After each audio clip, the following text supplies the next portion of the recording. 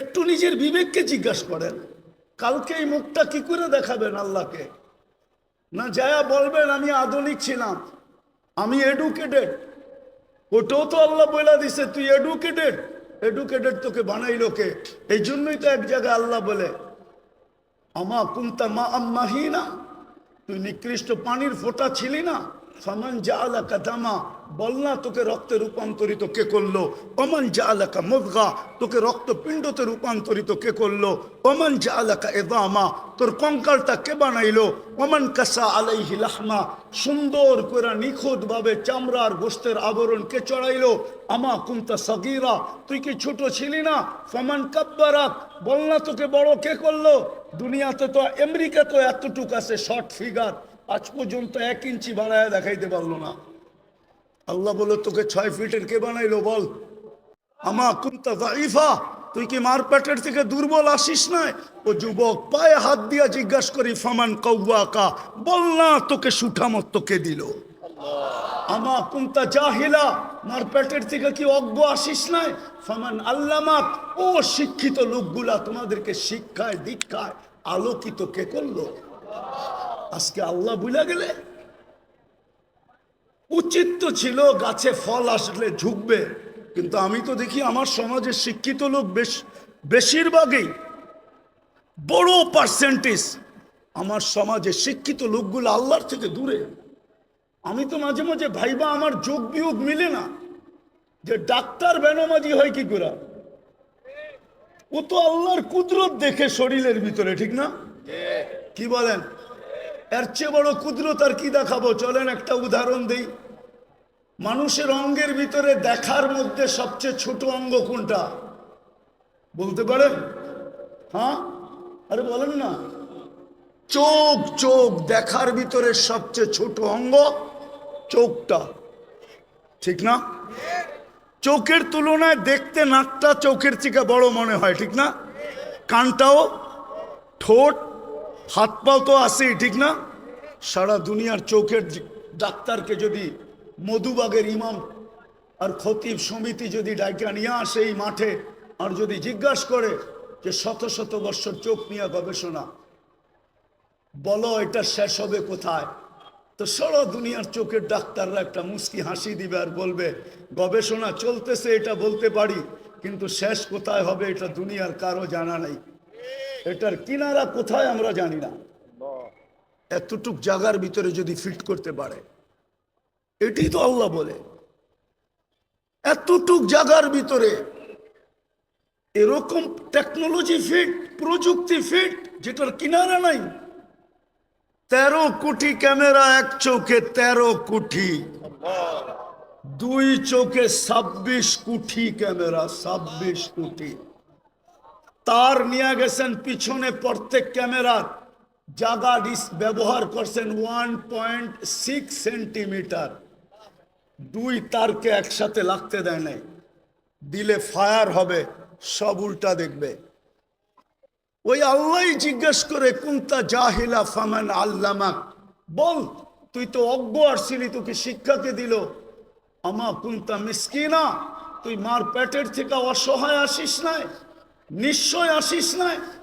ফামান আগনাকা, বল তোকে স্বয়ং সম্পূর্ণ কে করলো? আজকে 200 বার আল্লাহ বলে না। যাক, যেটা বুঝাইতেছিলাম, মুসলমানের এই দুরবস্থা কেন? ফিলিস্তিন নিয়ে শুরু হয়েছিল যে যোগ বিয়োগ তো মিলে না। খলিল সোয়া, মুসা আলাইহিস সালাম সোয়া, 70 জন নবীর কবর চিহ্নিত, বাইতুল মুকাদ্দাস 1 বৎসর 1 মাস 60,000-এর উপরে মানুষের রক্ত ঝরল, বাড়িগুলা সব মাটির সাথে মিশা গেল। কেন? আমরা ছোট একটা নিন্দা প্রস্তাব পাশ করাইতে পারলাম না, 200 কোটি হওয়া সত্ত্বেও। এই দুরবস্থা কেন? আল্লাহ আজকে আমাদের থেকে চক্ষু ফিরায় নিলেন কেন? অথচ পিছনের ইতিহাস যদি দেখি, তো একজন হাত উঠাইতে দেরি, ফেরেশতা নামতে দেরি করে নাই। আজকে তো লক্ষ কোটি উলামায়ে কেরাম ডেলি চোখের পানি ঝরায়। বলেন এই ইমাম আর খতিব পরিষদ কি চোখের পানি ঝরায় না? না জড়ায় না ফিলিস্তিনের জন্য? না জুমার দিন দোয়া করে না? না মাদারেসগুলোতে ডেলি ইয়াসিন খতম হয় না, না ডেলি কোরআন খতম করে দোয়া হয় না, না মা বোনরা ঘরে দোয়া করে না। হবে বাংলাদেশে এরকম মা বোন আছে যারা চুপে চুপে ফিলিস্তিনের জন্য রোজা রাখে, যারা চুপে চুপে ফিলিস্তিনের জন্য চোখের পানি নামাজ পড়ে চোখের পানি ঝরায়। কেননা মা বোনদের দিল আমাদের দিলের চেয়ে বহুত নরম। আমরা জানি না ওনারা চড়াইতেছে, কিন্তু চোখের পানি মাথার উপরে ওঠে না কেন? কারণটা কি? ওইখানে তো দেখি একজন প্রমাণ দিব, প্রমাণ দেই তেলে প্রমাণ। ইবনে ওমর রাদিয়াল্লাহু তাআলা আনহু বলেন আমরা 8000 ছিলাম। হায়াতু সাহাবা উঠায় দেখেন, তারিখে সাহাবা উঠায় দেখেন, আমরা 8000 ছিলাম, রুমি 1 লক্ষ ছিল। বহুত দিক দিয়ে আমাদেরকে কয়েকভাবে আমাদেরকে আমরা বেষ্টনীর ভিতরে চলে আসছি, অবরুদ্ধ ছিলাম। ভাবতেছিলাম কবরটা এখানেই হবে। তো বলতেছিল আমার পাশেই একজন দাঁড়ানো ছিল, ক্ষুধায় বড় কাতর, কাপড়গুলা বড় জীর্ণ শীর্ণ, চামড়াগুলা বিলকুল বটা গেছে, তলোয়ার রাখার কোনো নেয়ামও নাই। একটা রশি দিয়া কোমরে তলোয়ারটা বাঁধা রাখছেন। পায়ের দিকে তাকায় দেখি জুতাও নাই, কিন্তু উপর দিকে তাকায় জানি কি বলতেছিল। তো আমি ভালোভাবে কান পাইতা শুনতেছিলাম যে বলে তো বলে কি। তো শুনলাম উপরে তাকায় হাত উঠায় বলতেছে ইয়া রব্বা মুহাম্মদ, ও রব্বে মুহাম্মদ, উনসুর উম্মতা মুহাম্মদ। এখনো কি মুহাম্মদুর রাসূলুল্লাহ সাল্লাল্লাহু আলাইহি ওয়াসাল্লামের উম্মতের সাহায্যের সময় আসে নাই? আপনি কি দেখেন না আমরা কয়ভাবে বেষ্টিত, অবরুদ্ধ? বলে বলতে দেরি আমি দেখলাম ফাসাক্কাস সামা, আকাশ ফাটলো।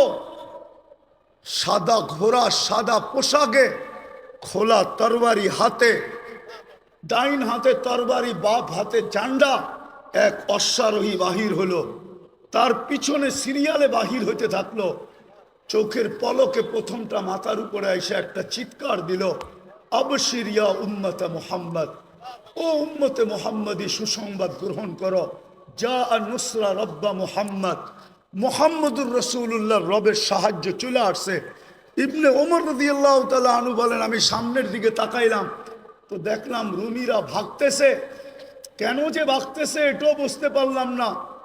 যে যেদিকে পারতেছিল ভাগতেছিল, আমরা পিছু নিলাম, যাদেরকে জাহান্নামে পৌঁছায় দিলাম, বাকি ভাইগা গেল। আমরা গনিমতের মাল জমা করে পাহাড় বানায় দিলাম। একজনের জন্য তো সাহায্য আসতো। এরকম কথা কি কিতাবে হাজারো লেখা নাই? না লেখা নাই? হুজুররা বলুক লেখা নাই? আরে সাহাবা তো সাহাবা, আল্লাহর ওয়ালির কারণে সাহায্য আসে না? না আসে নাই? রাজা গৌর গোবিন্দ তো রাজাই ছিল, ঠিক না? কি আরে বলেন না, ছিল না? ছিল না? শাহজালাল রহমতুল্লাহ আলাই কোনো কি সেনাবাহিনী নিয়ে আসছিলেন নাকি? হ্যাঁ, ওনার সফর সঙ্গী ছিল কয়জন? টোটাল 12 জন। টোটাল 12 জন ছিলেন সফর সঙ্গী। ওনার হাতে তো কোনো তলোয়ারও ছিল না, শুধু জায়নামাজই ছিল, ওইটাই সুরমায় বিছায়া দিছেন। সুরমা চিনছে কে জায়নামাজ বিছাইছে। বিজানোও যাবে না, ডুবানোও যাবে না, বরং ওই পারে পার করে দেওয়া দিতে আমি বাধ্য। পার করছেন না করেন না? শুধু এই অবস্থা দেখেই তো বাইগা গেছে, ঠিক না? আসামে বাইগা চলে গেছে, সিলেট খালি করে দিছে। আপনি ভাবছেন রাজা গৌর গোবিন্দ শুধু শাহজালাল রহমতুল্লাহ আলাইকে দেখছেন? ওকে কবর থেকে উঠায় আইনা জিজ্ঞেস করলে না বোঝা যাবে কি দেখছে? হ্যাঁ, কি ওলামা একমত না দুই মত? ওরে কবর থেকে উঠায় আইনা জিজ্ঞেস করলে না বোঝা যাবে ও কি দেখছে? ও কি শাহজালাল দেখছে? হইতে পারে শাহজালালের পিছে বিরাট বড় এক ফেরেশতার বাহিনী দেখছে। সত্য এটাই। আজকে কেন সাহায্য নাই? কারণটা কি? আমি আপনাদেরকে কারণ বুঝাইতে চাইতেছি। শেষ কাজে কারণ বুঝাইতে চাইতেছি কেন এই দুরবস্থা। আজকে মুসলমান শেষ করে দিতেছি। আজকে মুসলমান নারী বলেন, পুরুষ বলেন, যুবক বলেন, বৃদ্ধ বলেন, শিক্ষিত বলেন, অশিক্ষিত বলেন, আজকে আল্লাহর হুকুমকে ছেড়া দিছে।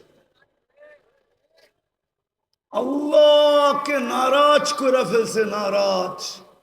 আজকে আল্লাহ আমাদের উপরে নারাজ, সত্য নারাজ। নাইলে আমার বিবেকে, আমার কাছে যুগ বিয়োগ মিলে না। কেন ফিলিস্তিনে অন্য দেশে ফাটতো তো আমার মনকে বুঝাইতে পারতাম, কিন্তু ফিলিস্তিন ঘুরে আসার পরে আর আজকের পটভূমি চিত্র আমার কাছে মিলে না। যে মিলবো তো মিলবো কি করে? ওইখানে তো খলিল শোয়া, ওই জমিন, ওইখানে বোম ফাটে কি করে? অথচ সবচেয়ে বেশি আবাবিলের বসবাস হইল ফিলিস্তিনে। সবচেয়ে বেশি দুনিয়ার আবাবিল যেটায় বাস করে ওটা হলো ফিলিস্তিন। হুকুম দেন না কেন? আরেকটা কথা বুঝাইতে চাইতেছি, প্রতিদিন তো 17 বার 32 বার আমরা আবেদন করি আল্লাহর কাছে। প্রতিদিন তো 32 বার আবেদন করি, গায়রিল মাগদুবি আলাইহিম ওয়ালাদ-দাল্লিন। ইমামের মাধ্যমে করি, একা একই করি। যখন ইমামের মাধ্যমে করি, মাঝে মাঝে তো কিছু, আমি কারোর সাথে বিরোধ করতে চাইতেছি না, কিছু মসজিদ তো এরকমও আছে যে আমিন বইলা এত জোরে বলে যে ছাদও উড়া যাওয়ার আশঙ্কা হয়, ঠিক না? কিন্তু আমরা কি বলি? এটা আবেদন তো করি, আল্লাহ দুইজনের হাত থেকে আমাদেরকে বাঁচান। কিন্তু ইহুদি নাসারা দুইজনের হাতেই তো আজকে আমরা সবচেয়ে বেশি নির্যাতিত। তাইলে আমাদের 32 বারের আবেদন যায় তো যায় কোথায়? আমাকে বুঝান। 32 বারের আবেদন আমাদের কোথায় গেল? আমরা যে সূরা ফাতিহা পড়লাম আর জোরে আমিন বললাম আর আস্তে বললাম, আমাদের এই বলাটা কোথায় গেল? কেন কবুল হয় না? কবুল হইলে তো এই অবস্থা হওয়ার কথা না। যে অবস্থা আজকে দেখতেছি, মুসলমানকে নিয়ে সবাই খেলে, ঠিক না? ফকির হইলাম আমরা, আর টাকা বিদেশে পাচার হইয়া বড় লোক হইল ওরা। আপনি ভাবেন যারা নিয়ে গেছে ওরা বড় লোক হয়েছে? ইম্পসিবল। আমি চিনি আমেরিকা, কানাডা চিনি, ইংল্যান্ড চিনি, সুইস ব্যাংক চিনি, আমি, আমাকে চিনাইতে হবে না। হ্যাঁ, আমি চিনি, বহুত মানুষকে চিনি, 2-4 জন প্রেসিডেন্টও চিনি যারা ট্যাক্সি চালায়, ট্যাক্সি, আমেরিকাতে ট্যাক্সি চালায়। অবশ্য আমাদের দেশের না, আফ্রিকান দেশের। নিয়ে গেছিল খুব, এখন ট্যাক্সি চালায়। কেন এই দুরবস্থা? একটু ভাবেন, চলা তো যাব, থাকা তো যাবে না, পুঙ্খানো হিসাব তো নিবে। সত্য তো এটাই। যদিও কেউ মাঝে মাঝে জিজ্ঞাসা করে, হুজুর 60 বৎসরের হিসাব নিতে 50,000 বৎসর লাগবে কেন? তো আমি বলি, শোনো, তুমি ডেলি কতটুকু অক্সিজেন, কয়বার শ্বাস প্রশ্বাস নিছিলে? কয়বার? আরে 1,60,000 বার। তো মাসে কত নিছিলেন? বৎসরে কত? 60 বৎসরে কত? স্বাভাবিক শ্বাস নেওয়ার দাম তো আমাদের দেশের এক শিল্পপতি আমাদেরকে শিখায়া গেছিলেন, কিন্তু আমরা তো এটাকে মাথায় ধারণ করি নাই। 2020 করোনা লগ্নে বাংলাদেশের প্রথম সারির এক শিল্পপতি মারা গেছিলেন। ওনার জন্য ডাক্তারের টিম যখন চায়নার থেকে আনা হলো, আর উনি ভেন্টিলেটারে ছিলেন, তো উনি কামরায় ঢুকার পরে ডাক্তারদেরকে বলছিলেন, আমার সুস্থতার প্রয়োজন নাই, আমাকে শুধু স্বাভাবিক শ্বাস নিতে দাও, আমি তোমাদেরকে আমার পুরা কোম্পানি লেখা দিব। পেপারে আসছে, পেপারে, জান মিডিয়া লেখা আছে এখনো। আমি নাম বলতেছি না। আপনি যে ডেলি স্বাভাবিক শ্বাস নিতেছেন, এটার বিনিময়ে কি করছেন? এই হিসাব কিন্তু মিলাই দিতে হবে। বিদায় আমি শেষ জায়গায় চলে আসছি। আজকে এই দুরবস্থার কারণ একটা, শুধু প্রথম একটা, আল্লাহকে না মানা। আল্লাহকে সব বুক্তরিকার। কিন্তু শিক্ষিত মানুষগুলা যদি প্রশ্ন করে আল্লাহকে মানবো কি করে, আল্লাহকে তো চোখে দেখি না, লা তারাহুল উয়ুন, ওয়ালা তুখালিতুহু দুনুন, দেনদারণে আনা যায় না। ওয়ালা ইয়াসিফুহুল ওয়াসিফুন, বর্ণনা দিয়ে শেষ করা যায় না। আল্লাহ তো একটা পদের মালিক না, আল্লাহ তো শুধু আল্লাহ না, আল্লাহ তো রহমান, আল্লাহ তো রহিম, আল্লাহ তো মালিক, আল্লাহ তো কুদ্দুস, আল্লাহ তো সালাম, আল্লাহ তো মুমিন, আল্লাহ তো মুহাইমিন, আল্লাহ তো আজিজ, আল্লাহ তো জব্বার, আল্লাহ তো মুতাকাব্বিরুল খালিকুল বারিউল মুসাব্বিরুল গফফারুল কহ্হারুল ওয়াহ্হাবুর রাসাকুল ফাত্তাহুল আলিমুল কাবিদুল বাসিতুল খাফিদুর রাফিউল মুইজ্জুল মুদিল্লুস সামিউল বাসিরুল হাকামুল আদলুল লতীফুল খবীরুল হালিমুল আযীমুল গফুরুশ শাকুরুল আলিয়ুল কবীরুল হাফিজুল মুকিতুল হাসিবুল জলিলুল করিমুর রকিবুল মুজিবুল ওয়াসি আল হাকিমুল ওয়াদুদুল মজিদুল বাঈসুশ শহীদুল হকুল ওয়াকিলুল কবিয়ুল মতিনুল ওয়ালিয়ুল হামিদুল মুসি আল মুবদি আল মুঈদ আল মুহয়ি আল মুমীত আল হাইয়্যু আল কাইয়্যুম আল ওয়াজিদ আল মাজিদ আল ওয়াহিদ আল আহাদ আল সামাদ আল কাদির আল মুক্তাদির আল المؤخر الأول والآخر الظاهر والباطن الوالي المتوالي البر التواب المنتقم العفو الرؤوف مالك الملك ذا الجلال والإكرام المقسط والجامع والغني والمغني المانع الدار النافع النور الهادي البديع والباقي الوارث والرشيد الصبور জল্লে জালালু। আল্লাহ তো 99 পদের মালিক, আল্লাহকে মানব তো মানব। প্রশ্ন যদি করে কি করে মানবো? এই জন্যই আল্লাহ বলছেন সিরাতুন নবী লাকাদ কানা লাকুম ফি রাসূলিল্লাহি উসওয়াতুন হাসানাহ আতিউল্লাহ ওয়া আতিউর রাসূল। আমার বন্ধুকে মাইনা দেখায় দাও। কিন্তু আফসোস তো এইখানেই, বন্ধুকে যদি এই উম্মত মানতো তাহলে সবচেয়ে বেশি বন্ধুর আদর্শ মুসলমানের ঘরে নির্যাতিত হতো না, ঘৃণিত হইতো না, অবহেলিত হইতো না, দীক্ষিত হইতো না, লাঞ্ছিত হইতো না, বঞ্চিত হইতো না। এটাই তো কাঁদি শুধু। নাইলে মুসলিম যুবক 50 টাকার চুল 500,000 টাকা দিয়ে কাটবে কেন? বিজাতির রঙে রঙিন হবে কেন? ও কি রসুল কি আদর্শ দেয় নাই চুল কাটার? না দেয় নাই। রসুলের আদর্শ মতো চুল কাটলে তো চুলের প্রত্যেক চুলে সওয়াবও পাইতো, আল্লাহ রাজি থাকতো, কিয়ামতের দিন হাত পাতার সুযোগ হইতো। যুবক যদি আল্লাহর রসুলকে কিয়ামতের দিন দেখতে দেরি, হাত পাততে দেরি করতে পারতো না, হাত পাততে পারতো। যদি জিজ্ঞাসা করতো হাত পাতিস কেন?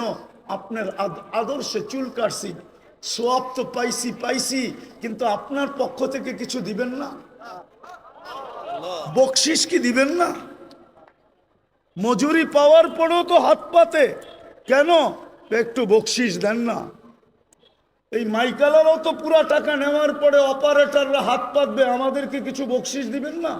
জিজ্ঞাসা করেন পাতবে কি পাতবে না? যুবক তো কিয়ামতের দিন হাত পাততে পারতো। আমার মা বোনরা কেন নেটে দেখা সাজুগুজু করে? সমস্ত কাপড় চোপড়ের ডিজাইন কেন নেটের থেকে আনে? ইসলাম কি কাপড়ের ডিজাইন দেয় না? ইসলাম কি সাজগোজ দেয় না? আমি তো এই কাঁদি, সারা বাংলাদেশে কেউ তো দেখাইতে পারবে না। আজ পর্যন্ত তো পেলাম না যে কোনো মহিলা আমাকে চিঠি লিখলো যে হুজুর আমি করছি। আমি তো বলি আজ পর্যন্ত তো কোনো হুজুরদের বউকেও পেলাম না যে বাসর রাতের শ্বাসটা ফাতেমার মতো সাজছে। বাসর রাতের শ্বাসটা তো তার বান্ধবী তাকে যেরকম সাজাইছে ওরকমই সাজছে, প্রতিবেশীরা যেরকম সাজাইছে ওরকম সাজছে। নাইলে একটু পয়সাওয়ালা হইলে পার্লারে যেরকম ডিজাইন চয়েস করছে ওই ডিজাইনে সাজা আসছে। কিন্তু ফাতেমার সাজে তো সাজে নাই। ফাতেমা কি বাসর রাত্রে সাজে নাই? কিতাবে কি নাই ফাতেমার সাজ? শাইখুল হাদিসরা কি জানে না, যে মুহাদ্দিসরা জানে না যে ফাতেমার সাজ কিরকম ছিল? আজকে যদি ওই মহিলা সাজতো, কালকে কিয়ামতের দিন যখন আল্লাহ বলতো ফাতেমা রাদিয়াল্লাহু তাআলা আনহার হাতে ঝান্ডা দিয়া, ফাতেমা তোর মেয়েদেরকে ডাক আর চল জান্নাতের দিকে, তো এই মাও তো যে বোনও তো যে দাঁড়াইতে পারতো, এই মাও তো যে দাঁড়াইতে পারতো, এই মেয়েও তো যে দাঁড়াইতে পারতো। ফাতেমা যদি জিজ্ঞাসা করতো তুই পাশে দাঁড়াইলি কেন?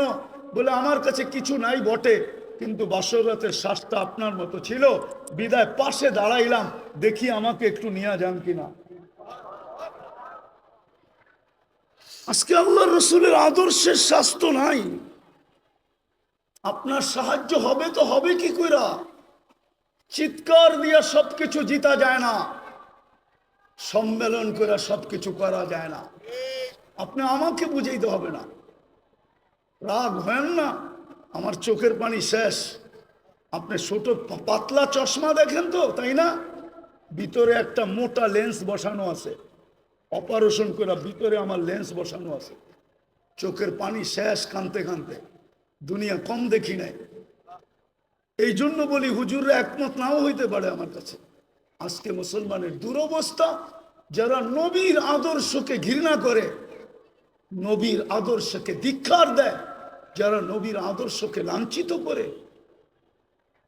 আমি আরেকটাও কথা বলি, যতই সাজেন না কেন ওদের সাজে। আমি শিক্ষিত সমাজকে বলতে চাই, সুশীল সমাজকে বলতে চাই, আধুনিক সমাজকে বলতে চাই, ডিজিটাল সমাজকে বলতে চাই, পায়ে হাত দিয়া বলি, আপনারা যতই সাজেন না কেন, আমি প্রমাণ, আর কাউকে প্রমাণ দিতে হবে না। আমি বহুত জনকে বাংলাদেশের চিনি, যাদের সাথে আমার সফর হয়েছে। এয়ারপোর্টে 3 ঘন্টা থেকে 6 ঘন্টা পর্যন্ত বসার লোক আমি চিনি, ইমিগ্রেশন বসায় রাখছে। আর আমি অহংকার করে বলতেছি না, উড়তে 5 মিনিটের বেশি কোনো এয়ারপোর্টের ইমিগ্রেশনে আজ পর্যন্ত দাঁড়াইতে হয় নাই, 5 মিনিটের বেশি। কিন্তু আমি চিনি, নাম বলবো না। আমার বয়ান যদি ওরা শুনে, বলবে হুজুর নাম বলে নাই, খুব ভালো করছে, নাইলে আমাদেরকে মানুষ চিনত। আমি চিনি আমার সমাজের লোক, যারা ওদের সাজে 100% কেন, ওদের চেয়ে আপডেট সাজা ছিল। কিন্তু পাসপোর্ট যখন পাঞ্চ করছে, তো বাহির হয়ে আসছে ধর্ম ইসলাম। বলছে তোর ধর্ম তো ইসলাম, তুই আমাদের চেয়ে বেশি আপডেট। সন্দেহ আল্লাহ ঢুকায়া দিছে, বস তুই, তোকে আগে যাচাই বাছাই করে নেই। 3 ঘন্টার থেকে 6 ঘন্টা পর্যন্ত যাচাই বাছাই করছে। শুনে রাখো যুবক, তুমি যতই ওদের মতো 14 তারিখ উদযাপন করো, আর যতই 31st নাইট তুমি উদযাপন করো, ওদের যত কালচার তুমি নিজের ভিতরে আনো না কেন, কিন্তু এক জায়গায় তুমি ধরা খাওয়া। আজকাল সবকিছু অনলাইনে। তোমার জন্ম নিবন্ধন যখন করতে গেছে তোমার মা বাবা, তো ভুলে হইল ধর্ম ইসলাম লেখা দিয়ে আসছে। স্কুলে যখন ভর্তি করাইতে গেছে, তো মনের বিরুদ্ধে হইলো ইসলাম লেখা দিয়ে আসছে। আইডি কার্ড যখন বানাইতে গেছে, তো তোমার মনে না চাইলেও তুমি ধর্ম ইসলাম লেখা দিয়ে আসছো। পাসপোর্ট যখন বানাইছো, তখনও তুমি ধর্ম ইসলাম লেখা দিয়ে আসছো। যেই দিন তুমি চাকরির অ্যাপ্লাই করছো, ওই দিনও তুমি ধর্ম ইসলাম লেখা দিয়ে আসছো। অনলাইনে সারা দুনিয়ায় চলে গেছে, হেড অফিসে জমা হয়ে গেছে। অনলাইনের হেড অফিস হলো তেল আবিব, আমাকে চিনাইতে হবে না। অনলাইনের হেড অফিস হলো তেল আবিব। তেল আবিবে চলে গেছে, তুমি মুসলিম, তোমার সাজের দিকে ওরা দেখবে না। আমার বয়ানে আছে, বয়ানে 2008-এর কাহিনী, 2008-এর কাহিনী আমার বয়ানে আছে, বয়ানে। তোমার সাজগোজ ওরা দেখবে না, সাজগোজ। আমি যেদিন জার্মানির ভিসা নিতে গেছি, 6 দিন আগে আমার বড় ছেলে মারা গেছিল। আমি 6 দিন পরে জার্মানির এমবেসিতে গেছি, আমার ইন্টারভিউ ছিল। তখন আমি এই পরতাম না, সাদা লুঙ্গি সাদা পাঞ্জাবি পরতাম, এরকমই একটা রুমাল কাঁধে থাকতো। আর পান খুব খাইতাম, সাদা একটা স্টিলের পানের বাটা হাতে থাকতো, লাঠি থাকতো না। আমি পান খাইতে খাইতে ঢুকতেছিলাম। ইন্টারভিউর সময় ঘড়ির কাঁটা দেখা, কিন্তু ভিতরে ঢুইকা আমি দেখতেছিলাম, মনে হয় আমি একটা কুকিলের মেলে একটা কাকেই গেছিলাম।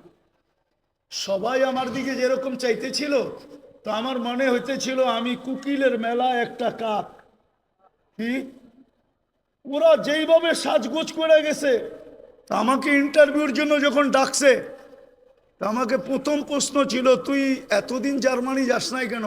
সেনজিং ভিসা, আমার 25 দেশের সফর ছিল। তা আমি বললাম প্রয়োজন ছিল না, এত দেশ গেলি, জার্মানি গেলি না, এখন দরকার যাব।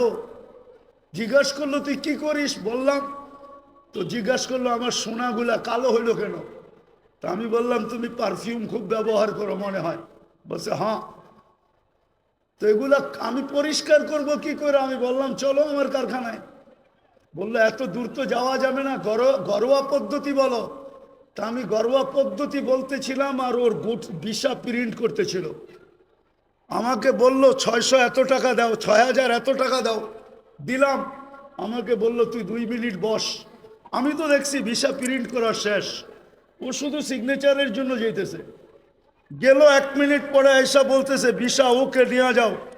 তো মানুষ তো ভিসা এমনি দেখে, আমি উল্টা দেখতেছিলাম।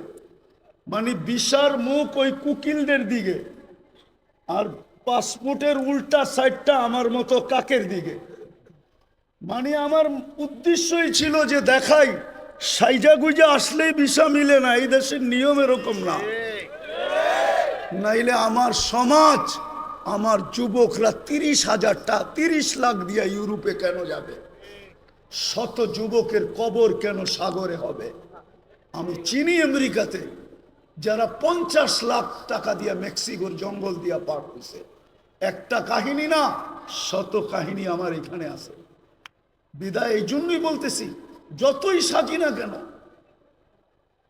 যেই সমাজকেই বলেন, যারাই বলে ওদের সাথে আমার চ্যালেঞ্জ, ও যতই সাজুক না কেন, যতই বিকেনি পড়ুক না কেন, 3 কোয়ার্টার পড়ুক না কেন, ওদের সুরে কথা বলুক না কেন, টকশোতে বৈশা ইসলাম বিদ্বেষী প্রচার করুক না কেন, কিন্তু ওরা জানে এই লোকটা কাগজে কলমে মুসলমান। শুধু আমাদের থেকে কিছু নেওয়ার জন্য এরকম ভান ধরছে, নিজেকে সাজাইছে। ওরা কোনোদিন মনে প্রাণে আপনাকে মুসলমান, আপনাকে ওদের ভাবে না, ভাববে না, কোনো দিন না। বিদায় শেষ কথা, আসেন সিরাত। এটাই আজকে দুরবস্থা, শুধু রসুলের আদর্শ ছাড়ার কারণে। সবকিছু বাদই দিলাম, একটাই যদি ধরে রাখতো জাতি, আজকে 90% মুসলমান নামাজ পড়ে না। আমি তো বলি এই জাতি যদি 1 মাস নামাজ পড়তো, 1 মাস, উম্মতে মুসলিমা, উম্মতে মুহাম্মদী যদি 1 মাস 100% নামাজ পড়তো, আর 11 মাস যদি নাও পড়তো, আর আল্লাহ যদি জিজ্ঞাসা করতো তুই 11 মাস পড়িস না কেন? কেন, বৎসরে মাস কয়টা? তা আল্লাহ বলতো 12টা।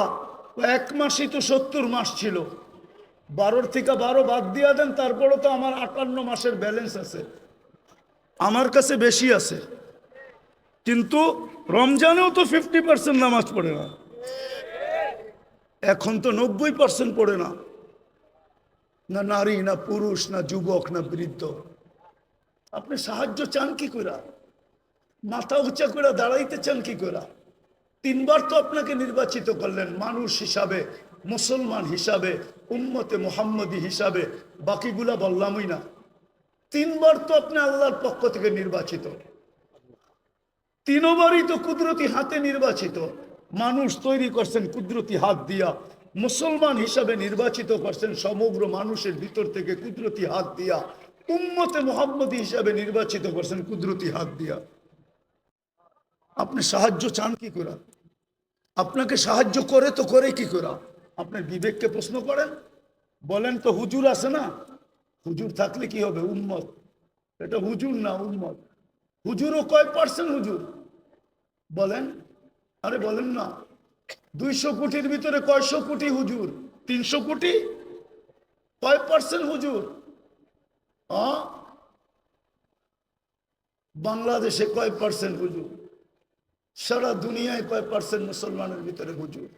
হুজুর দেখা, দাড়ি দেখা, টুপি দেখা, জুব্বার পাগড়ি দেখা 90% মুসলমান নামাজ পড়ে না। আপনাকে সাহায্য করে তো করে কি করে বলেন? অথচ 5 বেলা কে ডাকে? কে ডাকে? আরে জোরে বলেন। কোন আল্লাহ? 99 পদের মালিক আল্লাহ ডাকে। সামান্য একটু পদস্থ ব্যক্তি ডাকে সাড়া না দিলে হাত কড়ি পড়তে হয়, বেরি পড়তে হয়। আমি জানি, আমি জানি, আমি কখনো মুখ খুলি না তো। আমার বললাম না আমি ঠান্ডা হুজুর, আমি জানি। আমি টঙ্গীর থেকে বয়ান করে বাহির হয়েছি, আমার গাড়িতে উঠবো, পিছের থেকে 2-3 জন আমাকে ধরছে, স্যার গাড়ি পাঠাইছে, আপনাকে এই রাত্রে যেতে হবে। কোথায়? জায়গার নাম বলছে যেটা বাংলাদেশের এক কোনায়, স্যারের প্রোগ্রাম কালকে দুপুরে। আমি বললাম আমার 3টা মাদ্রাসার প্রোগ্রাম আছে। বলছে স্যার এত কিছু জানে না, গাড়ি পাঠাইছে, আমাদেরকে পাঠাইছে, সোজা গাড়িতে বসেন, বাসায় ফোন করেন, সসজ্জায় আপনাকে কালকে আবার গাড়ি দিয়ে ঢাকা পৌঁছায় দিব। আমি ওই ব্যক্তি, আমি চিনি। সামান্য একটু কথা না মানলে হাতকড়ি হয়, বেড়ি হয়, জেল জরিমানা হয়। ও ঢাকার মানুষ বলেন না ডেলি 90 ভাগ মুসলমান নামাজ পড়ে না, 5 বেলা আল্লাহ ডাকে, বুক করে কাটটা। ও যুবক, কাটটা বুক করে বলো না, ওই আল্লাহ ডাকে, তারপরও তো আসে না। আপনাকে যে এখনো বাঁচায় রাখছে, শুকরিয়া আদায় করেন। এই জন্যই তো ইহুদিরা একটা স্লোগান দেয় বর্তমানে, হিব্রু ভাষা তো বুঝেন না, শুধু চিৎকার দেন। ইহুদিদের একটা স্লোগান এখন চলতেছে, স্লোগান সারা দুনিয়ার ইহুদিদের, যেটা আমি আরবি ভাষায় বানায় নিয়ে আসছি।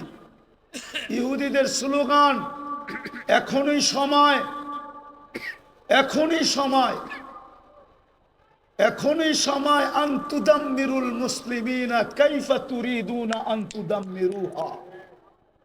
এখনই সুবর্ণ সুযোগ, যেমন মনে চায় মুসলমানদেরকে জমিনের সাথে মিশায় দাও, এখনই সুযোগ। আপনি বলবেন কেন? ওদের কিতাবে লেখা আছে যেই দিন ফজরের জামাত আর জুমার জামাত মুসলমানের সমান হবে, ওই দিন মুসলমানের বিজয়ের পালা শুরু হবে। ওরা শুধু আপনাদেরকে দেখে না, আপনাদের মসজিদের উপরও স্যাটেলাইট লাগায় রাখছে, সিসি ক্যামেরা লাগানো আছে। ওরা দেখে ফজরে কয়জন, জুমায় কয়জন। এই জন্যই ওরা চিৎকার দিতেছে এখনই সুবর্ণ সুযোগ। আরেকটা মনে উঠল, যদিও বলা উচিত না, আপনি সাহায্য চান কি করে? সৌদি আরবের মতো দেশে পোশাকের কি অ্যাডভার্টাইজ দিতে যায়, খোলা আকাশের নিচে খোলা মঞ্চে উলঙ্গ ডান্স দেখেন না? আপনি সাহায্য চান কি করে? বলেন কি করে চান? কি করে চান? যুবকদের পায়ে হাত দিয়ে সারা রাত্র আনলিমিটেড, হয়তো ঘরে ওয়াইফাই আছে, নাইলে প্রতিবেশীর পাসওয়ার্ড আছে, নাইলে বন্ধুদের হটস্পট আছে। আর যদি তাও না থাকে তো ঢাকা শহরে এই মধুবাগে পাওয়া যাবে, সারা রাত্র নেট বিক্রি করার জন্য ও সজাগ থাকে। যার নেট শেষ, সাথে সাথে যোগাযোগ, সাথে সাথে এমবি পাঠায় দেয়, সারা রাত্র নেটের ভিতরে ঘুরতে থাকে। কিনা দেখে সাহায্য চান কি করে? বিদায় আসেন, আসেন, আসেন, আসেন, তওবা করি আজকে, তওবা। একটাই রাস্তা খোলা আছে উম্মতের সামনে, যদি 200 কোটি উম্মত তওবা করে। কিন্তু আফসোস তো আমাদের, আফসোস আমার এটাও, আমাদের স্কলারদের কাছে আমার একটা আফসোসের আবেদন, আজ পর্যন্ত কোনো দুনিয়ার কোনো দেশের স্কলারদেরকে দেখলাম না, ধর্মীয় স্কলারদেরকে সারা দেশের মানুষকে বলল যে চলেন ফিলিস্তিন আমাদের থেকে 7 সমুদ্র 13 নদীর ওই পারে, আমরা কিচ্ছু করতে পারি না, চলেন আমরা একটা দিন তওবা ডে উদযাপন করি, আজকের দিনে আমরা তওবা করব। অথবা আজকের দিনটা আমরা ওদের জন্য রোজা রাইখা ইবাদতের ভিতরে কাটায় আল্লাহর কাছে মেসেজ দিব, আল্লাহ 7 সমুদ্র 13 নদীর এই পারে আমরা না টাকা পাঠাইতে পারি, না পয়সা পাঠাইতে পারি, না ওদের জন্য কাপড় পাঠাইতে পারি, না খাদ্য পাঠাইতে পারি, আমরা কিছু করার ক্ষমতা রাখি না, আমরা যাইতেও পারবো না। যদিও সমস্ত দেশ অনুমতি দিবে, কিন্তু আপনার প্রতিবেশীর দেশ অনুমতি দিবে না যে আপনি ইসরায়েলে, ফিলিস্তিনে যাবেন ইসরায়েলের বিরুদ্ধে, আপনার প্রতিবেশী দেশ আপনাকে অনুমতি দিবে না, না, না, না, না, না। কেন? সে তো ইসরায়েলের সবচেয়ে বড় বন্ধু, অনুমতি দিবে না। বিদায় যদি আমাদের স্কলাররা একটা দিন দিত, জাতিকে বলতো চলেন আমরা অমুক দিন রোজা রাখি, তওবা করি, আল্লাহর কাছে ইবাদত করে বলি, মেসেজ পাঠাই, কিন্তু আজ পর্যন্ত তো একটা দেশেও দেখলাম না, একটা দেশও তো পেলাম না। কোন স্কলারের মুখ থেকে তো এই আহ্বানটা জাতির সামনে আসলো না। বড় দুঃখ লাগে। এই জন্য আসেন আমরা এখন তওবা করি। করবেন? করবেন? হ্যাঁ পারবেন? কে কে করবেন দেখি? হ্যাঁ তাইলে বলে দেন, আল্লাহ অতীত থেকে তওবা করলাম। বলেন বলেন, আপনি আমাদের তওবা কবুল করেন, আমাদের গুনাহ মাফ করে দেন। চলেন আপনাদের তওবার একটা প্রমাণ দিই। লম্বা হয়ে যেতেছে না তো? হ্যাঁ আবার কোনোদিন আসি না না আসি কে জানে। এই জন্য মনে উঠলো, এই জন্য বলতেছি। আদম আলাইহিস সালাম বলতেছিলেন যে আমি একটা ভুল করছি, করতে দেরি, আমাকে জান্নাত থেকে বাহির করে দিতে দেরি করেন নাই। সত্য তো? কিন্তু উম্মতে মুহাম্মদী সারাদিন গুনাহ করবে, রাতের 3 ভাগের 1 ভাগ অতিবাহিত হইতে দেরি, আল্লাহ উম্মতে মুহাম্মদীকে ডাইকা ডাইকা গুনাহ মাফ কইরা জান্নাত হাতে উঠায়া দিয়ে দিবেন। জিজ্ঞাসা করেন এই হাদিস আছে কি নাই? আমরা তওবা করছি যখন নিষ্পাপ, নবীর সব আদর্শ বাদিয়ে দিলাম, একটা আদর্শের উপরে চলেন আমরা উঠি, সব আদর্শ বাদ দিলাম। আল্লাহ রসুলের সবচেয়ে বড় আদর্শ, জমিনে যখন পা রাখতে দেরি, চাদরে রাখতে দেরি, সেজদা করতে দেরি করেন নাই, শুধু চাদরে রাখছেন। দাই শেফা আব্দুর রহমান ইবনে আউফ রাদিয়াল্লাহু তাআলা আনহুর আম্মা চাদরে রাখতে দেরি, ডাইন দিক হয়ে সেজদা করতে দেরি করেন না, লম্বা সেজদা। আম্মা জান বলছিলেন, বেটা সেজদায় যে কি বলছিলি তুই আমি জানি না, কিন্তু তুই সেজদায় কিছু বলতেছিলি। আমি তো বলি সেজদা করেন নাই। উম্মতকে মেসেজ দিছেন, উম্মত নামাজ নামাজ নামাজ নামাজ। এই জন্য যাওয়ার সময়ও চিৎকার দিছিলেন, আসসালা আসসালা, নামাজ নামাজ নামাজ। আর সবচেয়ে বেশি ব্যথিত ছিলেন যখন মুসা আলাইহিস সালাম বলতেছিলেন,